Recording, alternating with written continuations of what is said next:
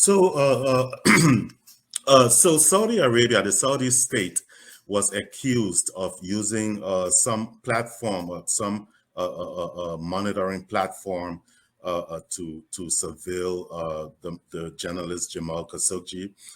That was just before he was lured into the consulate in Istanbul and murdered.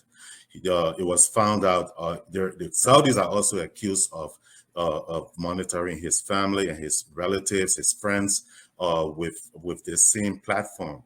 This platform is called Pegasus, and it was created by an Israeli group, an Israeli firm called NSO Group.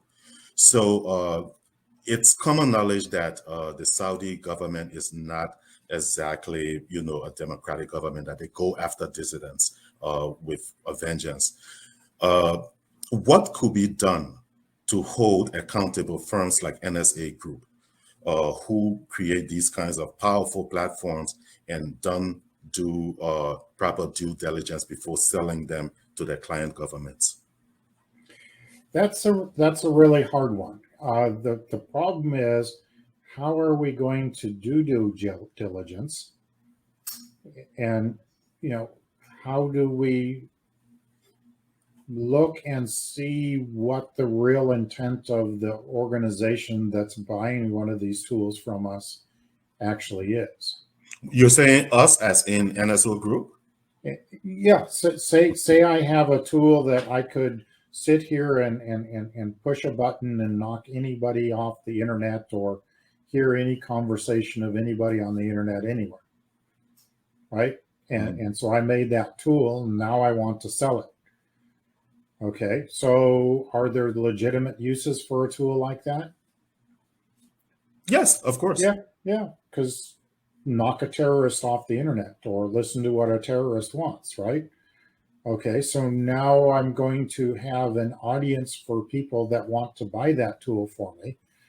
And so if somebody comes to me from a government and says, I want to, buy this for our intelligence service, okay, I can sell it to you.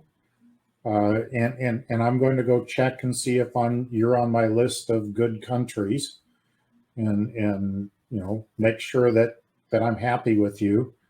And so then I see you're on my list there. And then you turn around and sell it to some country that's not on my list. So this is you don't see this particular problem being solved, do you?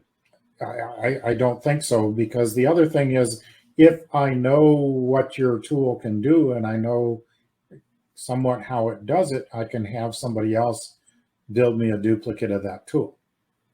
Okay, understood. And so trying to limit tools and limit access to tools, it gets, we can try that and do that to an extent, but there's a very limited extent of where I can do that. Besides which, I would rather have you buy the tool from me than somebody that made a copy of it, because one of the things I can do is I can put a backdoor in that tool. Right. And if I find that you're using it improperly, I can shut it down, right? Mm-hmm. But if you go buy the same tool from somebody else, I no longer have that backdoor. Right. But then I have to decide where is the point where I should use that backdoor. Because as soon as I use that backdoor once, now you're going to go find somebody else to give you the tool.